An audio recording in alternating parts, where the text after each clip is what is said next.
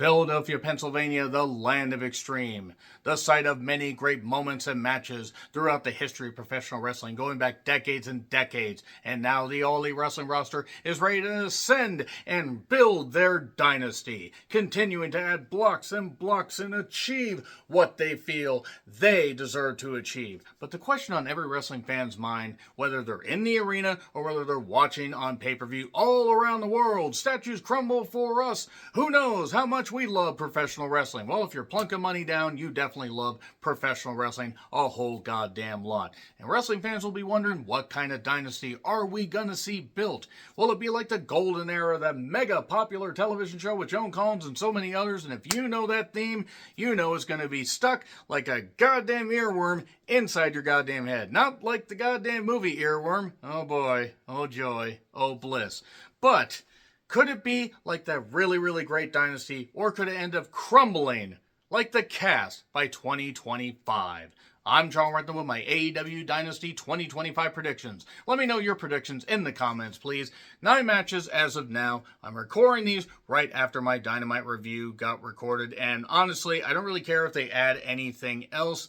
I know they tape Collision. It is what it is. So, yeah, let's just really get into it, but I do want to know what you guys have to say. Do you think we're going to get some shocking title changes? What do you think? So, we get Mercedes Moné against Julia Hart in a Women's Owen Hart Tournament Cup quarterfinal match. Mercedes is going to win. Nothing against Julia. Moving on.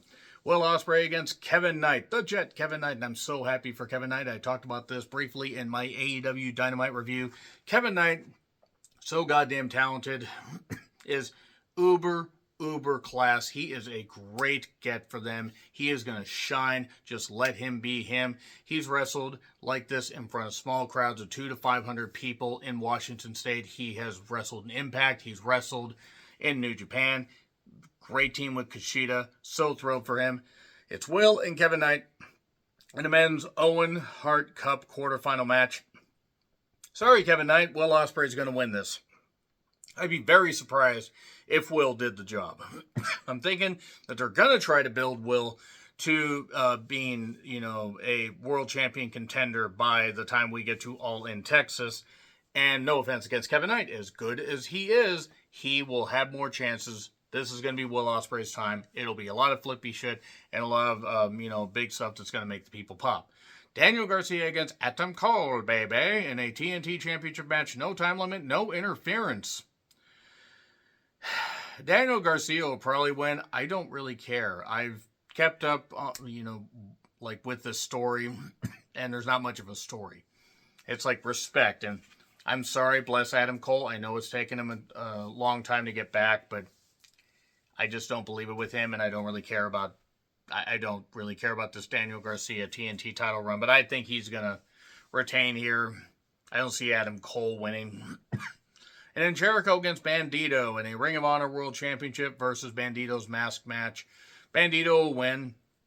Jericho's going to look like a sack of shit, and it's not going to end up being beneficial to anybody. Like, Jericho can't go anymore. He simply can't go. The stuff with Bandito has not been good. The stuff with Revolution on the pre-show was not good at all. And if Bandito loses, that's going to be really goddamn dumb. Because his mask is cool. And I'm not saying, there's an example. Hooven 2 did pretty well when he got unmasked and Psychosis, I guess. But, no, Bandito needs to win here. Provided that the match doesn't just dissolve into a fucking disaster. But it's a Jericho match in 2025, so probably Bandito will win. The Death Riders of Claudio Pack and Wheeler Yuta. That stupid sack of shit with the bowl of oatmeal on his head. Against Raid FTR, Copeland, and Cash, and Dax. I think the Death Riders are going to win because I think we're going to get a miscommunication that is going to lead to Dax getting Copeland. Because I don't see them winning the trios titles and then having this tension continue. And I also I forgot the trios titles even fucking existed. I honestly forgot. And the fact that Wheeler Yuta is a champion in a major league company is proof that Tony Khan does not give a shit about the goddamn wrestling fans. If you like Wheeler Yuta, that's fine. I would personally have preferred if he never got into a major league company. I mean, I'm not against people earning money, but he's not good enough. He's not worthy of this spot, and he never will be. He's not believable. That being said, the Death Riders, I think, will win because of the aforementioned miscommunication. Toni Storm against Megan Bayne, AEW Women's Championship. If Toni was holding the title a little bit longer, then I would have actually believed Megan Bayne would win this. No, Toni's going to win. Carry it for a while. I mean, what are you're going to just cut Toni off at the goddamn legs? I don't really think they're going to do that. Megan will end up doing the JOB, or they'll have some kind of fluke finish, but Megan is not walking out as champion. Omega against Meatball Mike Bailey and Ricochet. 3-way AEW International Championship match. So, it's going to be Omega winning, and I think Omega's going to pin Ricochet. And I think Ricochet is going to end up showing up a little bit later on, because I don't think Ricochet's done with a particular person. Since there is only one match left, I wonder if you can guess who that is.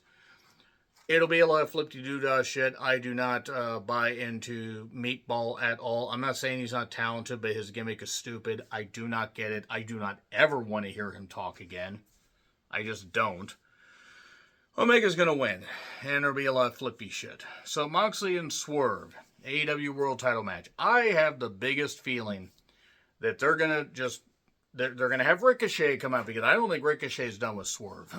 And I think that they're going to have something happen where they're going to have Swerve and Ricochet have one more match at Double or Nothing. And I think we're going to have Swerve and Hangman as unlikely tag team, an unlikely tag team that'll beat the Hurt Syndicate at All In or sometime after. But I think Ricochet is going to end up costing Swerve. I do not see Swerve walking out as champion. I want Swerve to walk out as champion. I want to be wrong. I want this Death Rider stuff to be over. I'd like the Death Riders to lose the goddamn trios titles. I'd like Moxley to lose the World Championship. I'd like Marina Shafir to never be allowed in a professional wrestling ring again. Same with Wheeler Yuta. And maybe just pay Pac to stay at home, because Pac really doesn't offer much of anything. This Death Rider stuff is total dog shit. And it's not beneficial to anybody. But I think Moxley's going to win, because I think they're going to hold steadfast, and they're going to have Darby come back and beat him for the title, which is going to take at least until June or July, which is terrible, and this has been bad television, and is one of the main reasons as to why I am considering just pulling back completely from doing weekly Dynamite reviews, because why not? So that being said, my prediction is Moxley. I want to be wrong. I want it to be Swerve. And they could end up adding matches like the Hurt Syndicate against Bill and Brian Queef. And they could add others. They'll probably add others to the pre-show. I don't really care if they do, because I think 9 matches, quite frankly, for a pay-per-view is a good idea. You want to add a couple for the 0 hour, that's fine. You can, but have 9 matches for the main card. Don't exhaust the people, and let matches go no more than 20 minutes. And you'll be fine. This is Tony Khan. He doesn't know how to have restraint. Nevertheless, I'm excited enough for the pay-per-view that I still ordered it. But they're going to have to get these things on Max for a reduced price soon, because how much money do people have, and how worth it, how much are they worth? $50 US dollars? I don't know. That being said, let me know your thoughts in the comments. Like, share, subscribe, Twitter, Letterboxd, Blue Sky handles in the description. I'm John Rickland. I'll see you soon.